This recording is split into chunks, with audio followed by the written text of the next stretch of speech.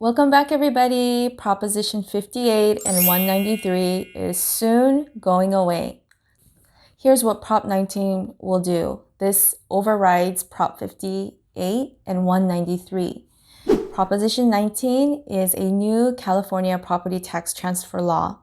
So if you haven't seen my earlier video, please go ahead and do so because Proposition 58-193 is a family transfer.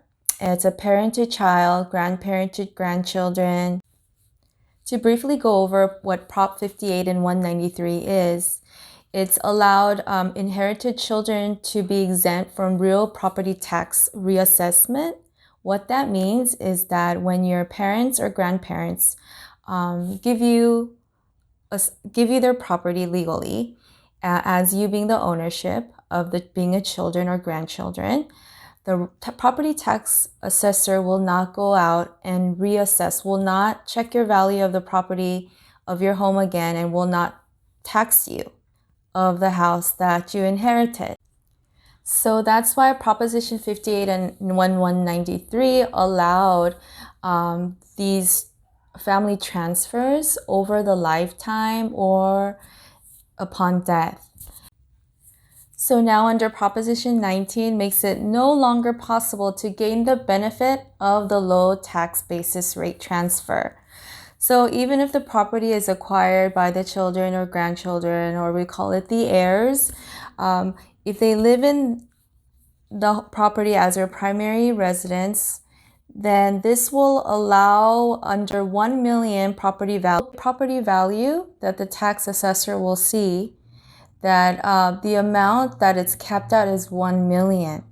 So any property value that's over 1 million, there will be some adjustments that the tax assessor will make, and we'll go over that in a little bit.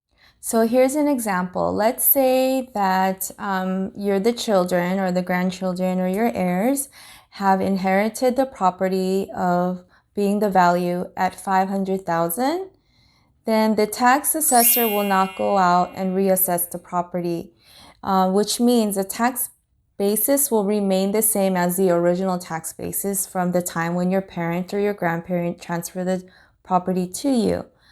However, if the property is valued at, let's say, 2 million, then we have to go back to that 1 million mark. 2 million minus 1 million, the difference in that is 1 million. So the new taxable value will be at 1 million.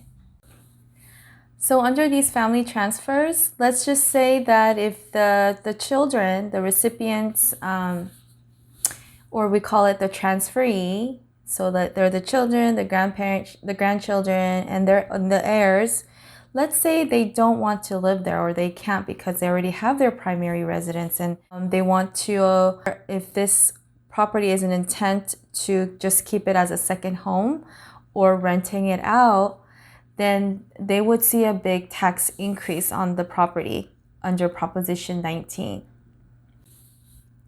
And also, the family transfers have to take place within 1 year. So what that means is if your children or grandchildren or the heirs have inherited the property under this family transfer law, under Prop 19, they have 1 year to move in if they are living elsewhere. And also, like, let's just say if the owner, if they want to benefit the tax exemption, they would have to use it as their primary residence. But a lot of them, children are living outside of the home, and if their intent is to only keep this as their second home, or they want to rent it out, there will be a tax increase on their property tax. So my suggestion to you is to always find out before anything, you put anything into action. And also from grandparent to grandchildren, well, there is a restriction to this, which is that grandparents can only transfer title to their grandchildren. Grandparents can only transfer to their grandchildren only if the parents is deceased.